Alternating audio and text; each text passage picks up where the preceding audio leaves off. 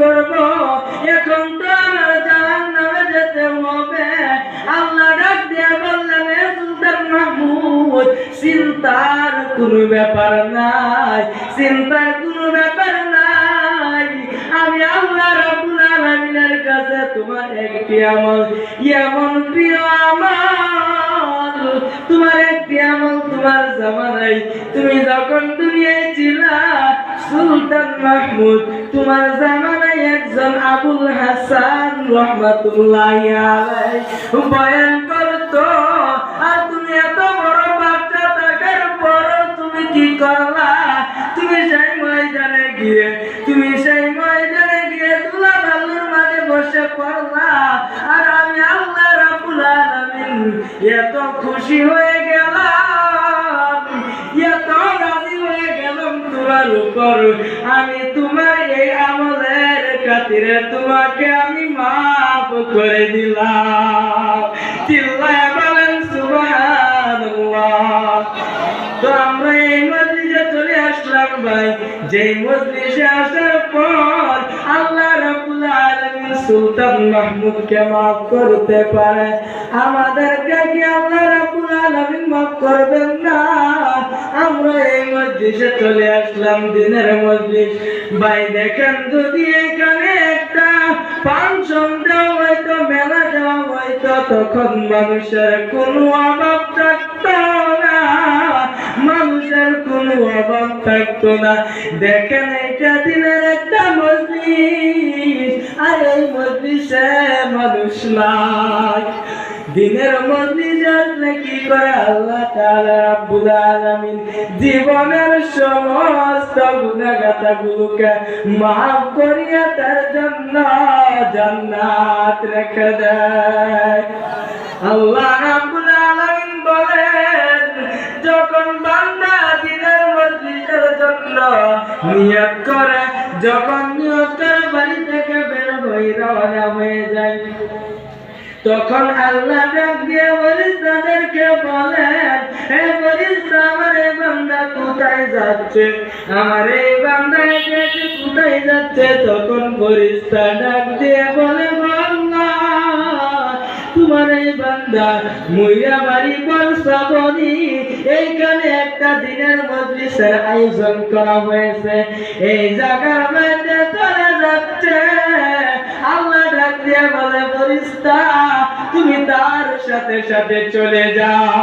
সে যে জীবনে যত গুনাহ করেছে ভাই, গুনাহ হলো নাপাক জিনিস, আর এই জায়গাটা হলো পাক পবিত্র জায়গা।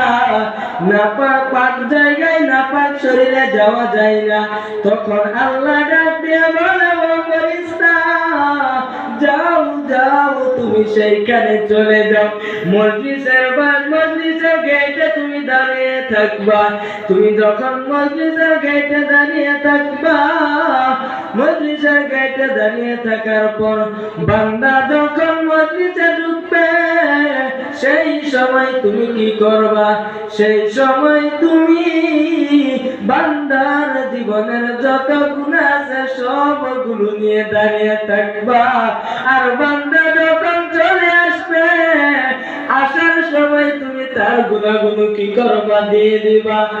আল্লাহর হুকুমে ফেরেশতা চলে আসে।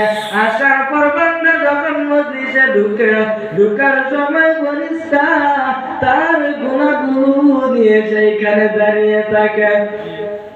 দাঁড়িয়ে থাকার পর বান্দা যখন আল্লাহর কথা শুনে, আল্লাহর নবীর কথা শুনে, যখন শোনার পর সেইখান থেকে যাওয়া দেরি হচ্ছে, তখন আল্লাহকে ফেরেশতা ডাক দিয়ে বলে, ও আল্লাহ, তোমার এই বান্দা এই মজলিসে যাওয়ার পর এখনো তো আসতেছে না, এখন কি করব? আল্লাহ ডাক দিয়ে ফেরেশতাদেরকে বলে, ও ফেরেশতারা, তোমরা আরেকটু সময় অপেক্ষা করো।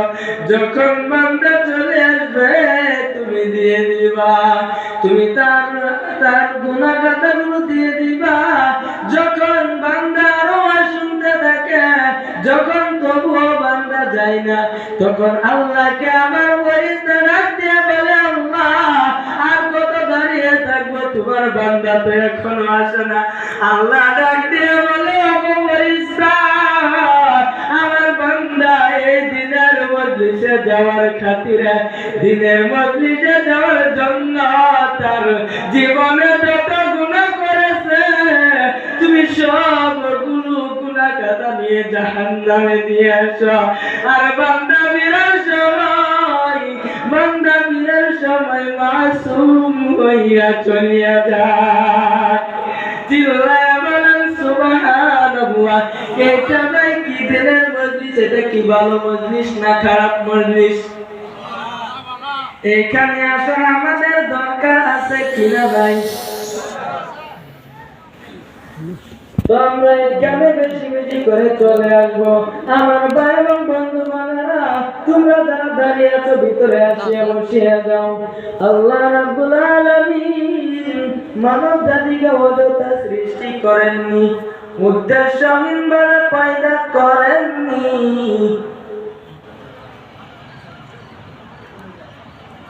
أفحسبتم أنما خلقناكم عبثا وأنكم إلينا لا ترجعون.